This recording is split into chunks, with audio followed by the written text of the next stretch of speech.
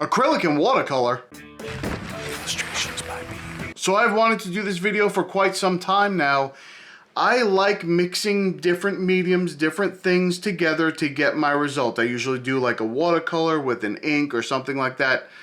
What I'm going to do today is do a watercolor with acrylic. Now the way that I do it is a little different. You'll see how I'm going to get right into it. We're going to start talking about it right away. The process that I use and what I'm doing, it's different than what you might think. I'm not just mixing the two. I'm using the watercolor very specifically and then adding the acrylic to it the way that I want. This is going to be a slightly, well, it's going to be an abstract piece, but it's going to be very messy. It's going to be in a sketchbook, but I'm using acrylic paint. And I will tell you now that I absolutely love the way that this turned out. It was a wonderful process, and I had a lot of fun doing it. I love the end result, and I love the colors that I use. I think they work very well. So hopefully you will enjoy it too. We'll get right into this, and I'll start telling you what I did and how I did it. This is also one of the videos that I used with the other camera that I sent back. You'll see some stuff around the dark areas of the page. Don't pay any attention to it. The skin colors were terrible, but the noise that was around the outside a little bit, it bothered me. But it's okay. It's still usable because the page itself and everything I'm painting looks absolutely fine. There's nothing wrong with it. So it'll work out just fine. Something else that I want to mention is I think it's very important that you document your process, which is why I put this in my sketchbook. I think it's very important that you say, hey, or take pictures, do something. Do something that way if you don't remember what you did, but it could be the first time you're trying something. It could be maybe the 10th time you're trying something, but you just finally figured something out, it's working for you. Make sure you do something. Take pictures. I record mine. That's me. I get to record it and go look at it later, so that's a benefit for me. But I like to keep things, there's so many, I'm coming to the end of this sketchbook, and in so many ways I have documented so many different things and changes in this one book. It's just a wonderful thing to be able to go back and look at and say, where was I? What was I thinking about? Oh yes, that's what I did. I think that's important, and that's one reason why I love sketchbooks so much. You know I love sketchbooks so much. You saw me just in a video where I talked about all the ones that I had and how much I love all of them, except for the one, which I made the one that I love. It's just I didn't like it to begin with, but that's okay. Don't worry about that. Okay, so when I did this, this is maybe a little bit different than any way you've ever seen someone combine these two mediums, watercolor with acrylic.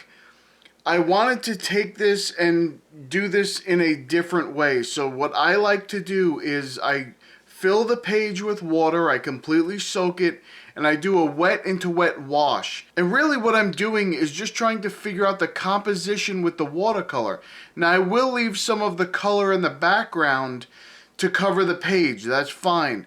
But I want to really test my composition and see if I can figure out, yeah, this is just about like this.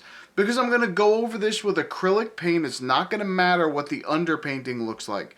The only thing I'm doing is giving myself a little bit of guidelines. So you'll see how it starts off with the watercolor. You'll see how it then kind of changes over into the acrylic. And I love, when I first started that, and I went across the page, that soak and wet page, I love the way that the core paints react. So when I went across that page, it just spread immediately. I thought it was beautiful. If you like landscape painting, you like the, you know, where you're painting like right on the edge of a lake or something, this core watercolor paper is awesome. Not paper, you know what I mean. The core watercolor is excellent on the paper because it'll just spread on you and you can just kind of run your brush across the middle. It's wonderful. It's a wonderful thing. But what I wanted to do is I'm using it just to get a feel for where I want the different colors, where I want the different shapes. Sometimes I may want them in a different spot, and that's fine because it's acrylic paint. I can go right over it. So as long as I don't stretch beyond it, but even if you do, once it's dry, you can go back over it with a different color. You're not concerned with where the watercolor is, that you're going to be lifting it or moving it or changing something, because that's what the goal is. The goal is to do that. is to cover the watercolor that's on the bottom. Now, I do in the sky area, I will put the watercolor and it looks very soft. And I think this is one of the benefits of combining the two mediums. Where you want the very soft look, you can use the watercolor. And then where you want the, the harder lines and the harder look, you just put the acrylic, and you can play with them back and forth and see which one you want where. But really, once you hit the acrylic, you're pretty much, it doesn't matter because you can put acrylic over acrylic. So not only can you cover the watercolor, you can cover the acrylic. Nothing is really ever permanent until you say it's done. And that's one reason that I enjoy doing this. I don't think I've ever done this on the channel. This is an experiment that I wanted to try a while ago, and I did. I just did one little thing, and I was like, oh, I think that's a great idea. So I wanted to do this on the channel for a long time because I wanted to just show you what I think is a good idea. I think it's fun to do, and I think it works out very nicely. So let me know down below, do you ever think about trying something like this? Is this, if you use the two mediums together, is this how you use it?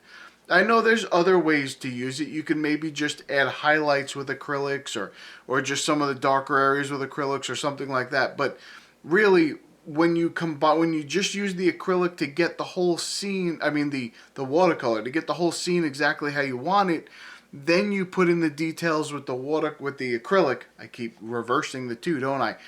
Just don't worry about it. That's my problem. When you do that, you put the acrylic on and it just, everything kind of comes together. And this was not a complex thing.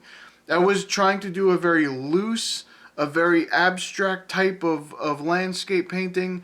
And that's what came out, a very loose landscape painting.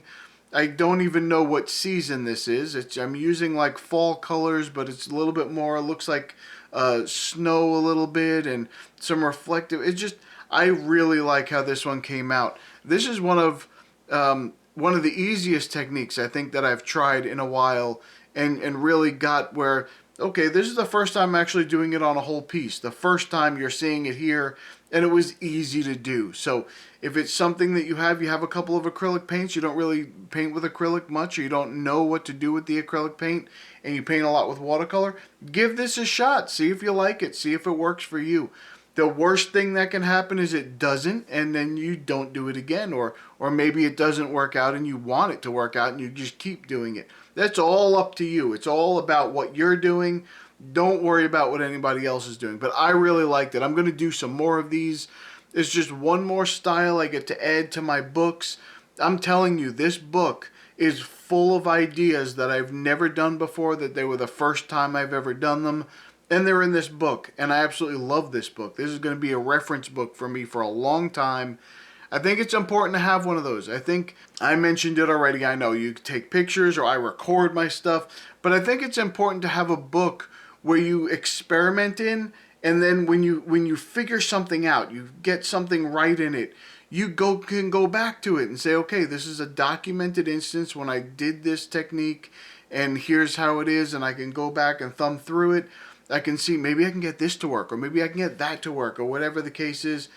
I think it's a great idea. So let me know if this is something that you think you will do in the future. And if it is, please let me know. Share it with me. Show it to me. I know I have a backlog of your art, your viewer art, that I just have not brought to the channel yet. It's on the website, but it's not on the channel yet. Don't worry, we're going to get there eventually.